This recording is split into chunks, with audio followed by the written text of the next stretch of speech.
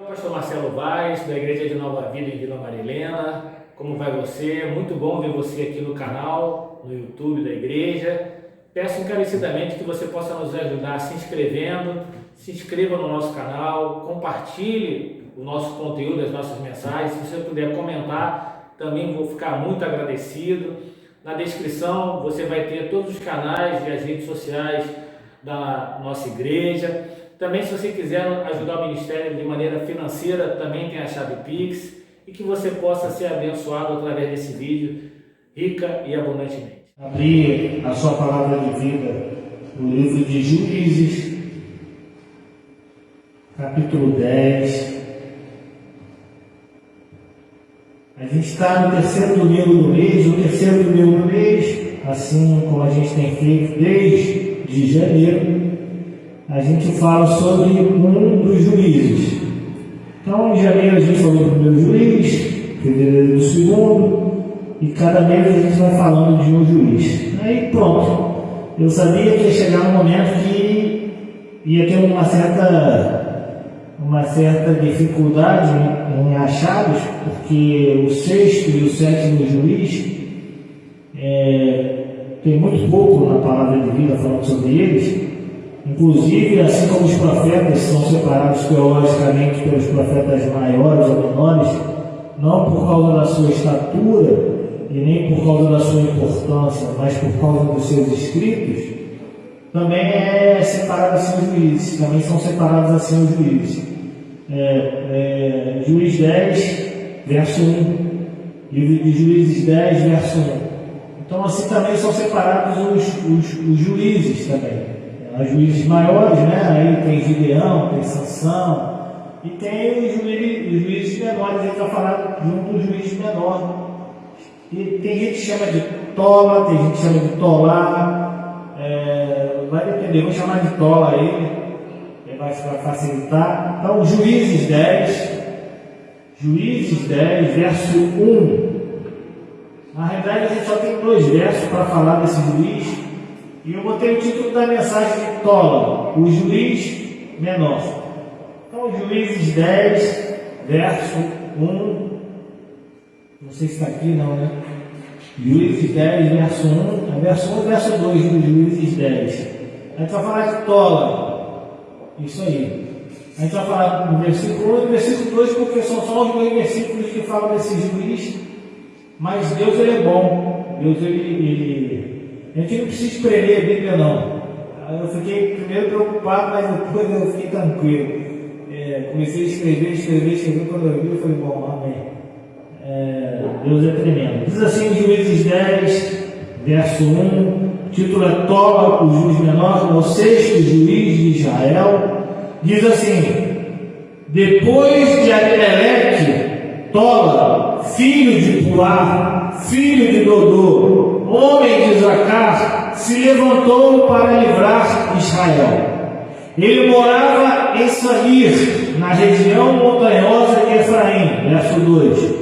Julgou Israel durante 23 anos.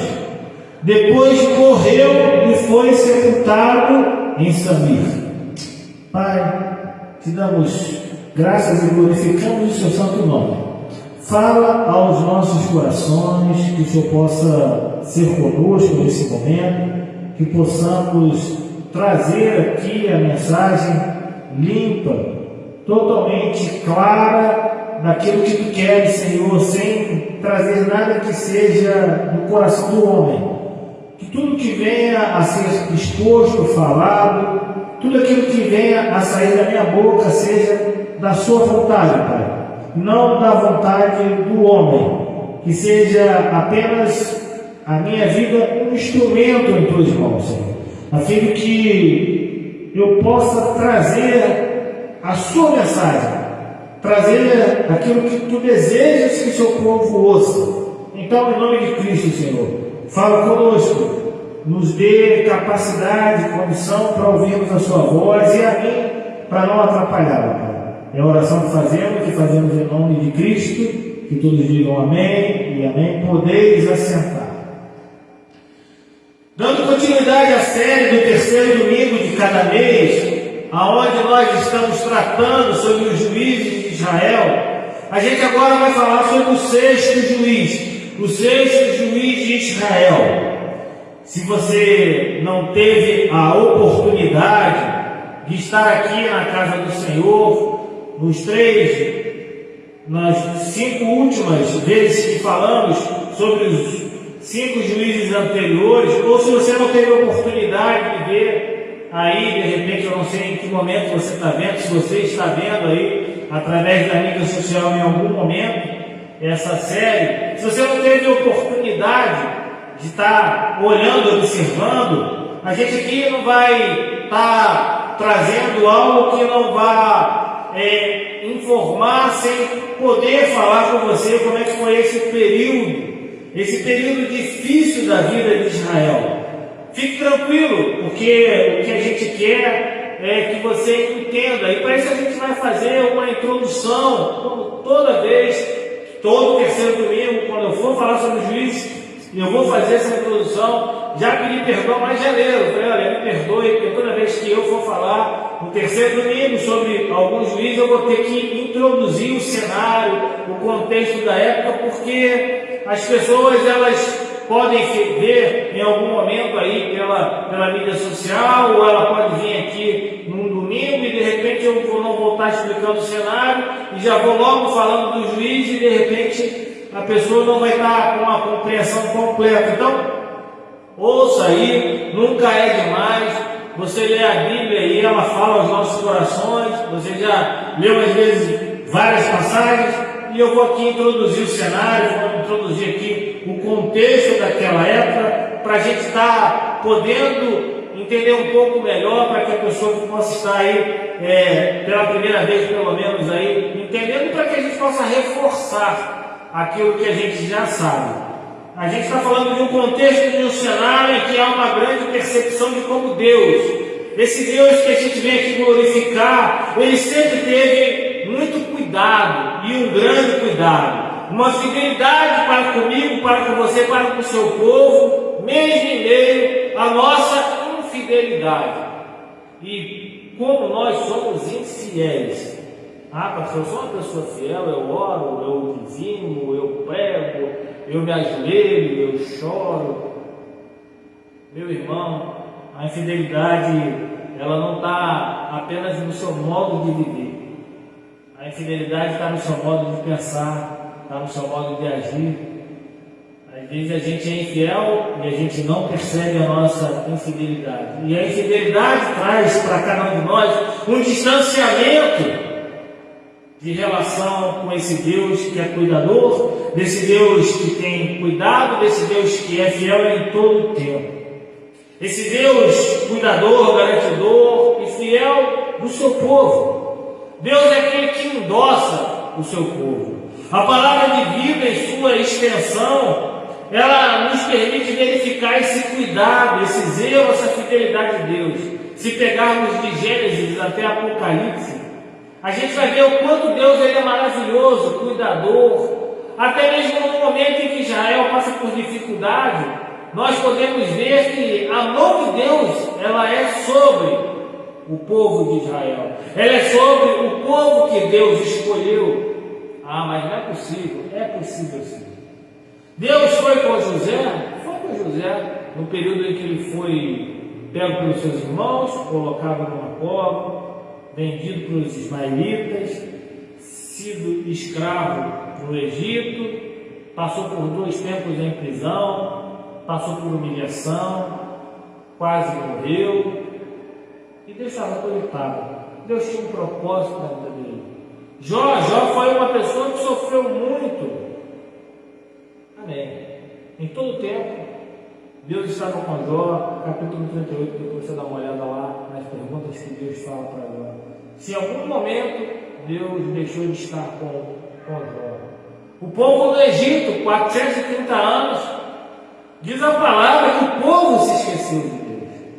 Não foi Deus que se esqueceu do povo. E quando o povo resolveu então clamar a Deus, Deus ouviu o povo clamar. Deus ele tem que estar disponível para cada um de nós. Então, mesmo em meio à infidelidade, mesmo em meio, às vezes, a gente deixar de lado o nosso relacionamento com Deus, Deus está ali. E a gente tem que olhar com carinho esse livro. Porque esse livro aí parece que é um livro muito difícil, parece uma coisa meio louca.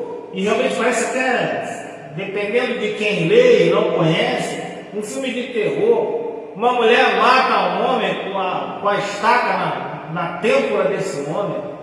O outro pega aí uma queixada de jumento e mata 1000 de uma vez só. Coisas que a gente vê e fica impressionado quando a gente lê sobre esse livro. Mas esse livro ele é muito importante. É um dos livros mais importantes da Palavra de Deus. É um dos livros mais impressionantes da Bíblia. Porque ele nos mostra as peculiaridades de como mesmo em meio à indignidade, à imperfeição, ao desleixo, à deslealdade e à observância do povo de Deus, das suas ordens e mandamentos, Deus, ele continuou e continua sendo um Deus de compaixão e de misericórdia. O Deus que sempre e em todo tempo se utiliza de graça e bondade com o seu povo. Deus sempre usou da sua graça. Mesmo antes de todas as coisas, Deus usou da sua graça. Deus usou da sua graça quando ele fez o jardim. Deus usou da sua graça quando ele colocou o homem lá dentro. Olha que coisa maravilhosa. Deus usou da sua graça quando ele viu que o homem estava só. O homem não sabia que estava sozinho. Deus viu que o homem estava só. E Deus, pela sua graça, o homem não fez nada para isso. Não houve mérito no homem, apesar de não ter havido pecado naquele homem, não havia mérito naquele homem. E Deus coloca uma mulher, uma auxiliadora, alguém que ficasse do lado daquele homem. Isso tudo é a graça de Deus. Então as pessoas elas confundem, elas falam, não, o Antigo Testamento é a lei e o Novo Testamento, meu irmão, em Gênesis nem a lei existia. Mas a graça de Deus ela já estava presente. Ela já estava naquele momento. Pois bem, a gente não pode começar a falar sobre esse sexto juiz sem a gente explicar o lugar, o cenário, a época, quem eram esses homens, principalmente agora para falar desse homem. É importante a gente saber quem eram esses juízes, porque diferentemente do que a gente pensa, quando a gente fala juízes, a gente pensa no judiciário, a gente pensa em pessoas que julgam.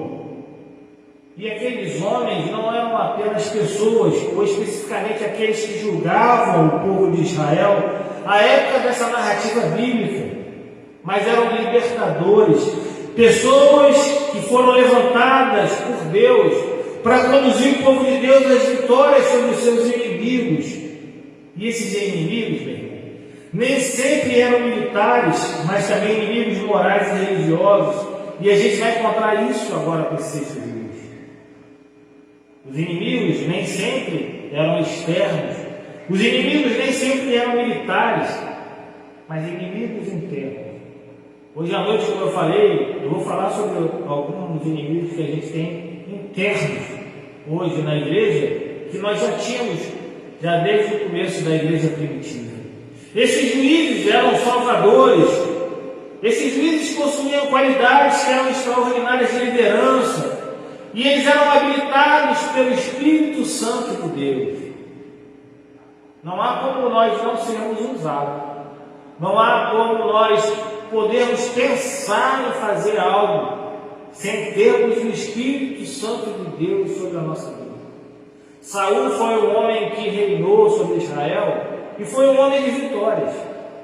Foi um homem que Deus foi por ele. Ele foi o primeiro homem a ser ungido rei de Israel. Muita gente despreza Saul e até entendo esse desprezo por Saul, porque ele desobedeceu às ordens de Deus. Mas Deus, ao ver Israel, ele encontrou Saul, encontrou um homem que poderia ser usado, e Deus derramou sobre esse homem o Espírito Santo. Esse homem, ao ser com o Espírito Santo de Deus, o derramamento do Espírito Santo de Deus na vida dele, ele começou a profetizar. Diz a palavra que ele profetizava junto com os profetas. Ele cantava louvores junto com os profetas que haviam em Israel. Um homem simples, da menor tribo que existia, da menor família que existia. Deus usou aquele homem. Deus, ele não despreza o coração humano. Mas Deus também não aceita qualquer coisa. Não é qualquer oferta que Deus aceita. E muito mais do que oferta. Deus, ele prefere aquele que obedece do que aquele que oferta. E quando eu falo oferta, eu não falo de recurso. Eu falo da entrega de vida e da entrega de coração. Pois bem, eram homens que foram habilitados pelo Espírito Santo a conduzir então ao povo de Israel a salvação. Foi um período longo da história, 350 anos. E ele foi um período desse livro que ele teve algumas situações que ocorreram durante esse período. Quando a gente lê Ruth está inserida nesse período. Quando a gente lê o primeiro livro de Samuel, é uma sequência desse período também. E ele começou a desenrolar esse período logo após a morte de Josué. E ele foi até a vitória de Canaã, até Samuel, que ungiu justamente Saul, o primeiro rei de Israel. E o cenário era cíclico. Eu sempre falo aqui, você já sabe, o povo ele vivia no pecado do quê? Da apostasia, da renúncia da fé. Era oprimido então por algum inimigo, externo ou interno, e aí ele se lembrava de Deus. Não é incrível, né? O povo de Deus é uma maravilha, é uma bênção, é uma bênção. Se lembra de Deus toda vez que você está passando por um problema. Está passando por um problema, se lembra de Deus. Mas amém. Então, eles começavam a clamar, porque eles lembravam que havia um Deus. Deus, às vezes eu penso que Deus, para algumas pessoas, ou para grande parte das pessoas, é apenas um utensílio, um objeto, um boneco, alguma coisa desse tipo, que fica guardado.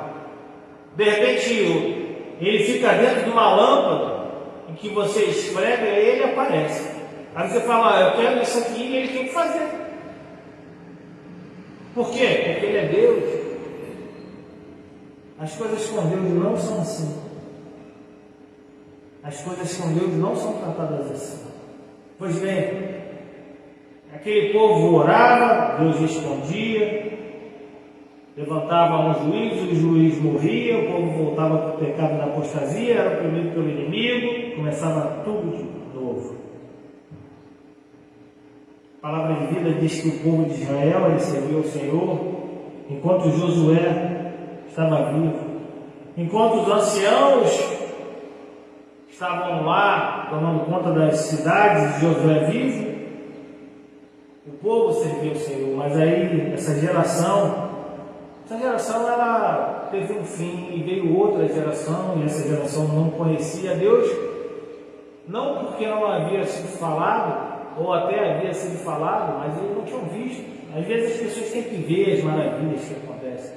Às vezes a pessoa tem que ver o mar abrir para entender que Deus é Deus, e não consegue ver Deus no pacto comigo. Às vezes a pessoa tem que ver a coluna de fogo e a coluna de nuvem, mas não consegue ver Deus na hora que puxa o ar para respirar. Tem gente que tem que ver Deus rasgando o Jordão para que o povo passe com o pé enxuto, ou a muralha cair, para acreditar nele. Mas ao abrir os olhos da manhã, parece que não há um milagre que acontece. Pois bem, a gente pode observar nesse livro que Deus expressa uma ordem para que os israelitas expulsem todos os cananeus restantes da terra, e eles não fizeram. Não houve a preocupação necessária nem de passar para a geração vindoura, e nem de fazer aquilo que Deus queria. Pois bem, aquela época era uma época muito parecida com a de hoje. Família destruída, valores invertidos, iniquidade, humanidade se afastada, se esquecendo de Deus. Mas se vive na igreja. E isso, meu irmão, afeta a integridade espiritual estabelecida pelo verdadeiro conhecimento do Senhor. Mas você está aqui, graças a Deus, para conhecer mais. Então vamos deixar o mundo lá fora, que não tem nada para nos oferecer, e vamos nos encher de Deus agora, para sermos influenciados por Ele, e para podermos falar dele e influenciarmos no mundo. Deus é aquele que ensina, corrige e disciplina seu povo. Aquele povo, ele não só se esqueceu de Deus, mas ele começou a servir deuses estranhos, Baal, Aserá, deuses que eram deuses cultuados pelos povos circunvizinhos de Israel. Meu irmão, quando a gente se desvia de Deus, mas eu não cultuo Baal, Aserá, mas quando a gente se desvia de Deus, quando o dinheiro é o nosso Deus, quando a nossa família é o nosso Deus, quando aquilo que a gente coloca no nosso coração, que desvia a nossa atenção de Deus, a gente coloca Deus no segundo plano. E isso também é idolatria. Deus trazia juízo para aquele povo, e com o juízo de Deus vinha o amor, vinha a misericórdia. Então eu quero dar continuidade a essa série de mensagens falando sobre Tola, o Tolar.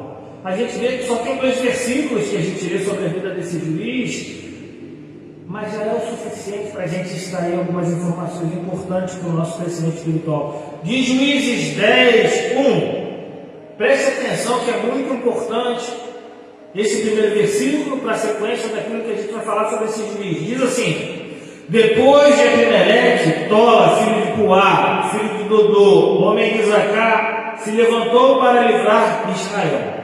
Ele morava em Samir, na região montanhosa de Efraim. Veja que no verso que a gente lê na Bíblia, já tem a informação que Tola era da tribo de Zacá. O nome do seu pai era Puá, filho de Dodô. Também, de acordo com o texto bíblico, Tola vivia em Samir, um lugar que ficava na região montanhosa do território de Efraim. Isso tudo é no versículo, pastor. O senhor não está falando nada demais.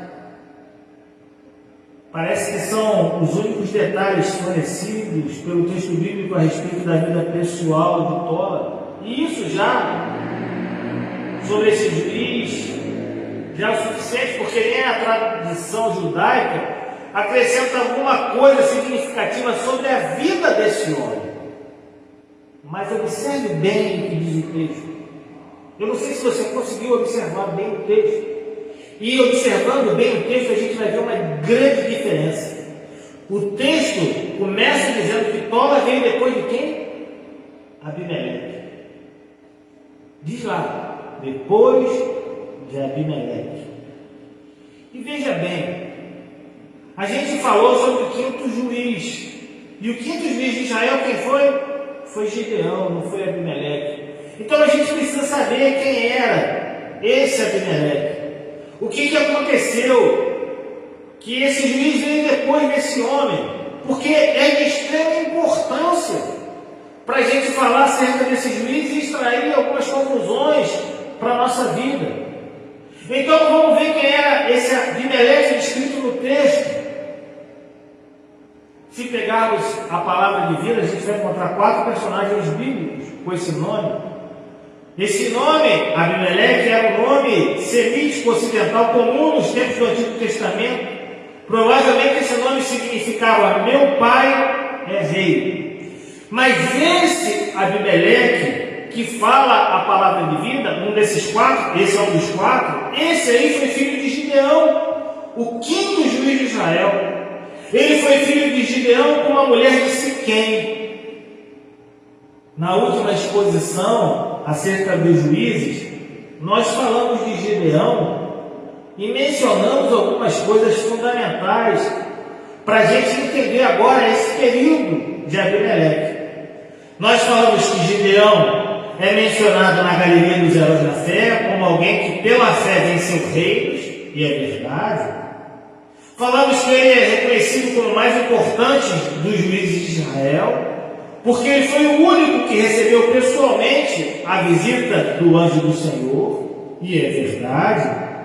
Falamos que ele liderou Israel por 40 anos e durante todo o seu reinado e o restante da sua vida houve paz, e é verdade. Mas a gente falou algo importante no finalzinho da nossa exposição, quando a gente fala desse quinto juiz, que de repente passou desapercebida, ou de repente a gente não deu tanta importância, porque a gente citou o fato de que Gideão também fracassou de uma forma grave diante do Senhor. Ele aceitou alguns presentes de ouro dos despojos de guerra, e com esse ouro todo, Gideão fez um tipo de veste sacerdotal que ele coloca em Orfa, a sua cidade, e aquilo se tornou uma maravilha para ele, para a sua família, porque foi motivo de apostasia e idolatria para o povo de Israel. O povo de Israel começou a adorar aquela escola, aquela veste sacerdotal que foi feita com aquele ouro de despojo das guerras que houve na época de Gideão. Além do que, o objeto construído por ele trouxe idolatria. E outra coisa, Gideão foi um homem, e a gente falou isso mais uma vez, que teve muitas mulheres. Se você pegar Deuteronômio, é a coisa mais fantástica que tem. Deuteronômio, se eu não me engano, capítulo 17, Deus coloca ali as instruções para Moisés e fala assim: quando o povo pedir um rei e for constituído um rei, então esse rei ele não pode ter muito ouro, esse rei não pode ter muito tesouro, esse rei não pode ter muita riqueza, esse rei não pode ter muita mulher para o coração dele não se afastar de mim. Antes do povo clamar lá na frente para Samuel por um rei, Deus já tinha estabelecido regras. Deus é um Deus tremendo. Gente, tem que pegar a palavra de vida e tem que ler com carinho, com amor. Ela toda se entrelaça. Não adianta você pegar e ler de uma maneira sem observar outros textos. Deus já sabia que o povo ia clamar, Deus já sabia que ia colocar um rei. Tanto que Samuel fala: Senhor, estou pedindo de novo um rei. Olha, Samuel, não esquenta a cabeça não. Fica tranquilo, porque eles não estão te rejeitando, estão rejeitando a mim. Levanta o nome que eu vou te apresentar.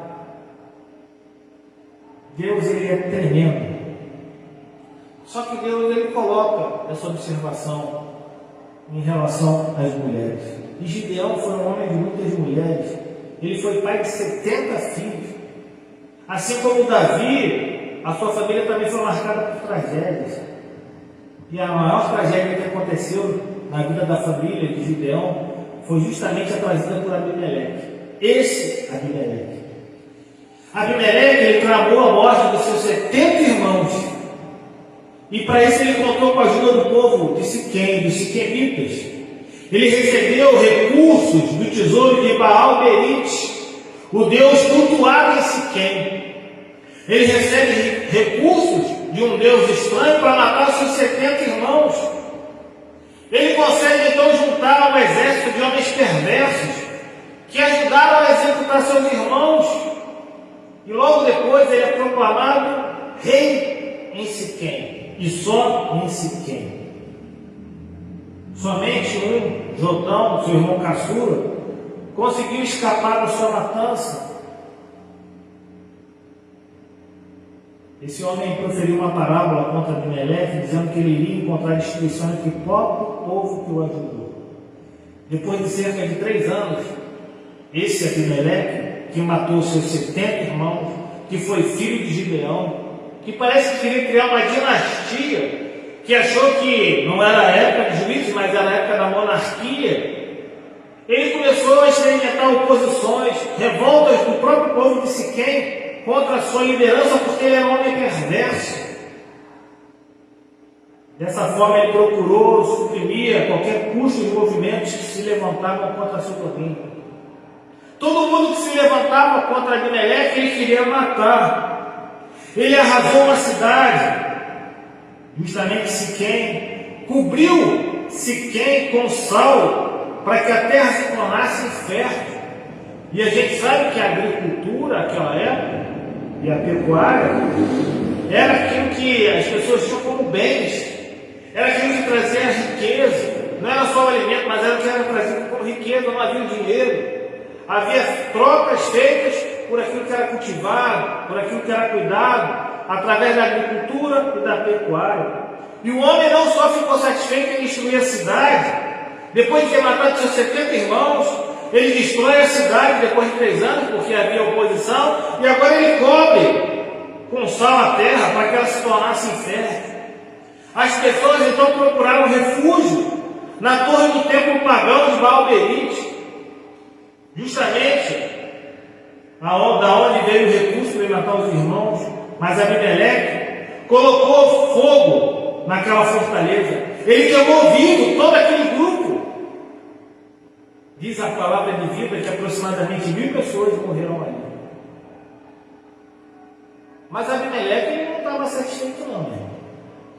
Ele foi a Tebes, uma cidade próxima, sitiou, tomou aquela cidade, e da mesma forma que ocorreu esse tempo, o povo correu para se refugiar numa torre que havia na cidade. Então, mais uma vez, já havia dado certo uma vez, Abimeleque então resolve incendiar a torre. Porém, dessa vez o plano dele foi frustrado. Uma mulher pega um pedaço de pedra de moinho e joga sobre a sua cabeça.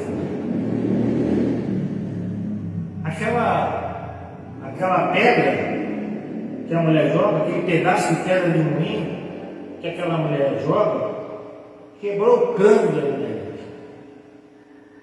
E Abimeleque morreu. Só que, como na época era desonroso para um homem morrer pelas mãos de uma mulher, Abimeleque, aquele ímpio, ordenou que o seu escudeiro matasse.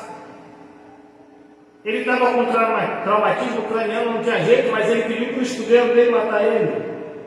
Mas a fama foi e ficou e sempre será de que uma mulher lhe feriu mortalmente. Até hoje em Israel, se você falar sobre Abimeleque, o povo vai falar sobre essa situação.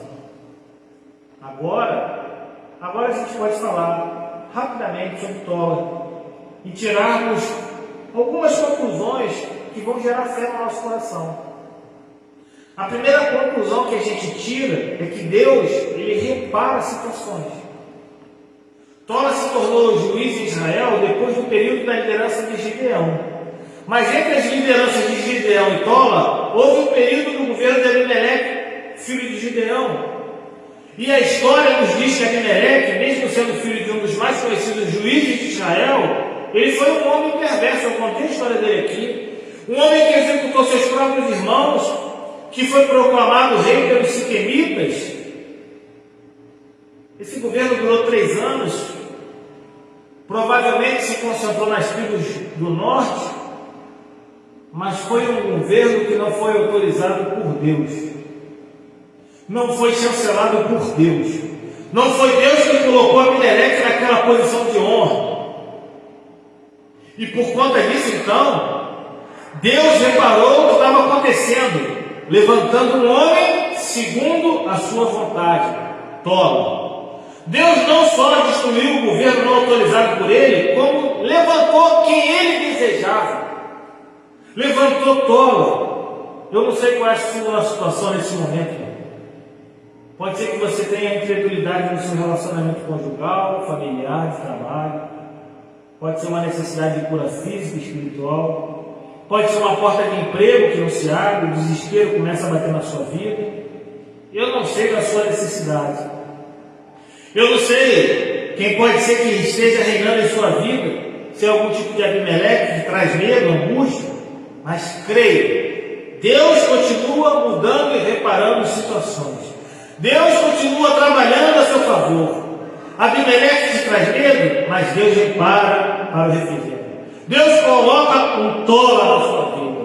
Não há medo e temor que não possa ser abatido por Deus em prol dos seus. Não importa a sua dor, Deus pode repará-la. E Deus reparou a dor do povo colocando Tola no lugar. A segunda conclusão que eu tiro é que o nosso inimigo, ele pode ser o nosso coração. Lembra que a gente falou no início que Deus levantou juízes que na realidade eram libertadores levantados para conduzir o povo de Deus à vitória sobre seus inimigos, mas que nem sempre eram inimigos militares, mas inimigos morais e religiosos? Nós dizemos aqui que eram juízes, eram pessoas salvadoras, possuíam qualidades extraordinárias de liderança. Falei, citei aqui até sobre Saul, habilitadas pelo Espírito de Deus, e mais. Falei aqui no começo que o pano de fundo para a opressão do povo de Deus pelos seus inimigos era a apostasia, esfriamento da fé em Deus, renúncia, adoração a deuses pagãos. Esses inimigos citados agora, apostasia, esfriamento na fé em Deus, adoração a deuses pagãos, são inimigos internos. Não é um povo circunvizinho, não é um povo de fora de Israel, não eram inimigos de origem estranha. O texto, quando fala desse homem de Tola, ele não faz referência a qualquer opressor específico sobre quem Tola lutou. Não, senhor. Possivelmente a liderança de Tola não necessariamente libertou os israelitas de uma dominação estrangeira, mas tratou e regulou as questões internas de Israel, que certamente nesse período de 3 anos eram extremamente complexas. É só a gente enxergar a história da época, vermos que a situação do povo de Israel no tempo de Tola não era nada animador, pois a palavra divina informa que após a morte de Gideão, os israelitas voltaram a cultuar Baal Berite, diz lá, Juízes 8:33. Meu irmão, a gente reclama, murmura. A gente às vezes é sério. A gente quer que a nossa vida acompanhe o nosso coração, um coração caído, levado ao pecado. Jeremias 17:9 diz: enganoso é o coração mais que todas as coisas, e desesperadamente corrupto. Quem poderá entendê-lo? Abimeleque era perverso, e o povo havia voltado a cultuar deuses estranhos. Não há como termos uma vida com Deus se não tivermos Deus no controle de nossas vidas e não o desejo do nosso coração. O nosso inimigo pode ser o nosso coração. O inimigo daquela época era um inimigo interno, não era um inimigo externo. Às vezes o nosso coração é o nosso inimigo interno. A terceira conclusão que eu aprendo com esse período de Tola é que Deus conhece o mais profundo do nosso ser. Deus conhece o mais profundo do nosso ser. De todos os juízes bíblicos, a menor quantidade escrita é sobre Tola. Nenhuma das suas obras são registradas. Você não vai ver nada dizendo aí o que ele fez. Que ele matou, que ele libertou, que ele salvou. Não vai falar nada disso. Que ele pegou o reino disso, nada disso. Que ele botou agora juízes em tais cidades, nada disso. Você não vai ver isso. Nós não necessitamos ser reconhecidos por homens. Nós não necessitamos ser reconhecidos por povos, por nações. A nossa preocupação deve ser no conhecimento que Deus tem sobre a nossa vida. Deus conhecia Tola. Deus sabia que era Tola. Eu e você, a gente não precisa saber que é Tola. A gente só precisa saber que Deus levantou aquele homem. E se Deus levantou aquele homem para libertar o seu povo, é que tinha algo de diferente naquele homem. Eu não estou falando de religiosidade. Eu não estou falando de vinda à igreja, eu não falo de ritual, eu não falo muito menos de carne. Eu falo da nossa vida diária. O que temos e o que somos tem espelhado o Deus que cremos, porque o reconhecimento não é de créditos. Moisés estava lá no deserto, na dele. Gideão no lagar, Davi no pasto. Cada um na sua. Trabalhando, vivendo normalmente, Mas todos os três, o que eles queriam era a presença de Deus. Mas eles não queriam que Deus colocasse eles sobre homens e povos. Moisés relutou, Gideão relutou, Davi não entendeu absolutamente nada, porque foi ungido rei. Já como rei de Israel, ainda ficou alguns bons anos lutando no exército de Saul. A motivação do cristão deve ser ter relacionamento com o Pai, através do único mediador que há entre homens e Deus, Jesus Cristo. Por algum motivo que nós desconhecemos, porque nós não temos base bíblica, e como eu falei, nem na tradição judaica se fala nesse juiz, por algum motivo, Deus viu em Tolo uma pessoa disponível para ser usada por ele. Deus viu alguma coisa diferente dele. Já basta. Já está bom. O que importa é Deus ver que nós somos diferentes do mundo. É Deus ver que nós somos pessoas totalmente diferentes daquilo que o mundo entende que deve ser uma vida normal. Dos poucos versos que nós lemos, só diz que Tola foi juiz em Israel e fala do seu pai e da sua terra. Absolutamente mais nada. A gente pode fazer até um exercício de entendimento, de compreensão, que de repente Tola era apenas alguém do povo de Israel. De repente Tola não tinha nem riqueza. Tola possivelmente não tinha capacidade nenhuma. Mas uma coisa a gente pode ter certeza, e não é exercício de entendimento, de compreensão. Tola estava disponível para Deus. Tola estava disponível para Deus. E Deus conhecia Tola. Será que Deus te conhece? Será que Deus te conhece, não o seu coração, mas Deus te conhece através do relacionamento que você tem com Deus?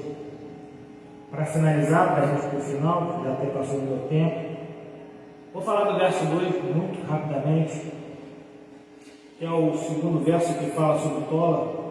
Juízes 10, 2 diz assim: julgou Israel durante 23 anos, depois morreu e foi sepultado em Israel. Pastor, mas é só ler aqui. Então faça aí comigo aí um exercício como a gente está fazendo de entendimento e compreensão. Enquanto o sofrimento de ter Abimeleque levantado por homens durou 3 anos, porque Abimeleque foi levantado durante 3 anos, Tola teve 7 ciclos e um pouco mais de julgamento no povo de Israel. 7 ciclos de 3 anos e um pouco mais. Tola julgou Israel. Deus deu muito mais tempo para Tola julgar Israel do que para Abimeleque oprimir o povo de Deus.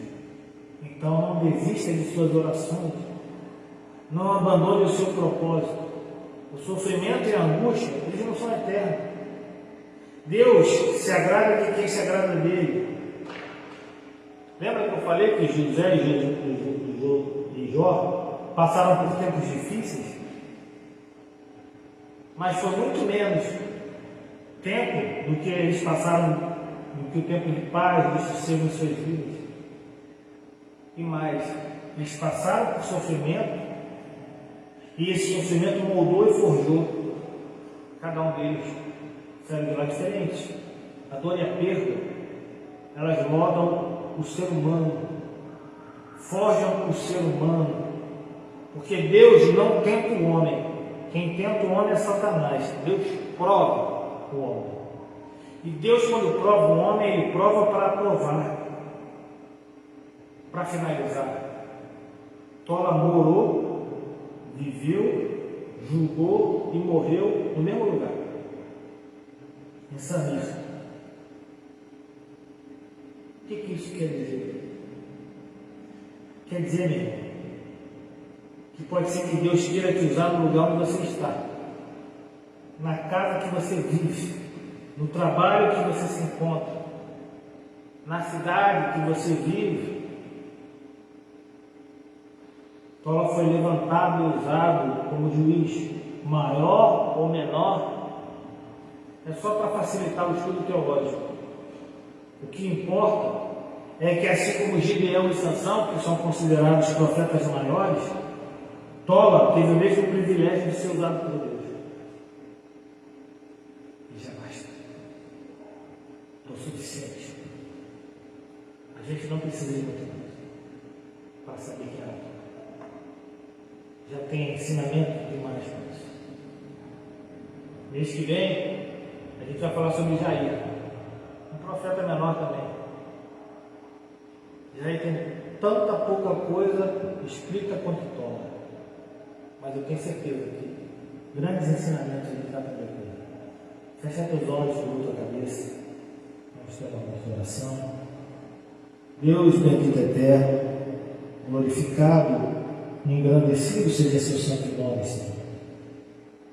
Muito obrigado, Senhor, porque o Senhor é um Deus que fala aos nossos corações, o Senhor é aquele que expressa em nossas vidas a sua vontade e o seu querer através da sua mensagem.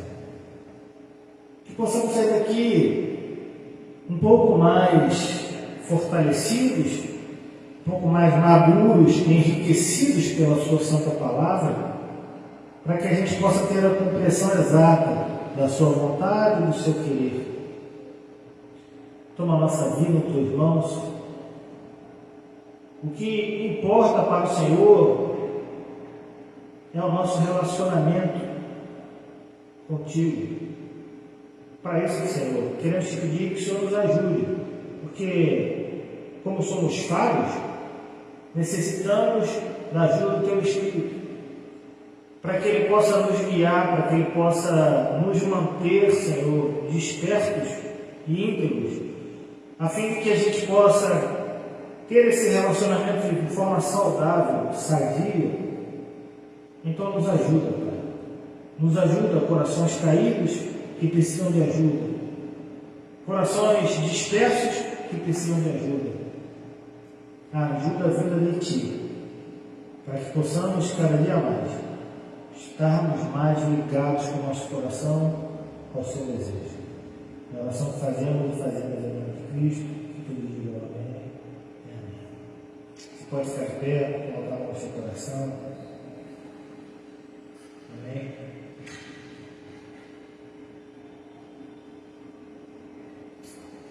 Amém. Vamos lá. Pai, queremos nesse momento orar pelo Max Alex, Edmilson, Max Antônio, Roberto, os netos e netos da irmã Noélia, que o Senhor possa abençoar. Que o Senhor possa abençoar cada pessoa que está aqui representada nesse local. Que o Senhor possa ser com cada um de nós. Possamos retornar à sua casa, para a casa de oração, para que possamos entender mais de Ti, a falar mais de Ti. Que em nome de Jesus o Senhor possa ser conosco. Que agora na nossa ida às nossas casas, na nossa ida agora onde iremos, Senhor, que o Senhor possa estar com cada um de nós, nos guardando, nos protegendo, Pai, que o Seu amor, o Seu grande amor, Pai, seja com cada um de nós, que a graça vinda do Seu Filho amado Jesus Cristo e que a todas as consolações e comunhões do Santo Espírito seja com cada um de nós, de agora para todo sempre. O povo que ama o Senhor diga amém, e amém. Deu uma salva de palmas ao Senhor, amém. Fala que o seu irmão está colado antes de você sair. Lá parece que é um bolinho, uma delícia de café. Deus abençoe.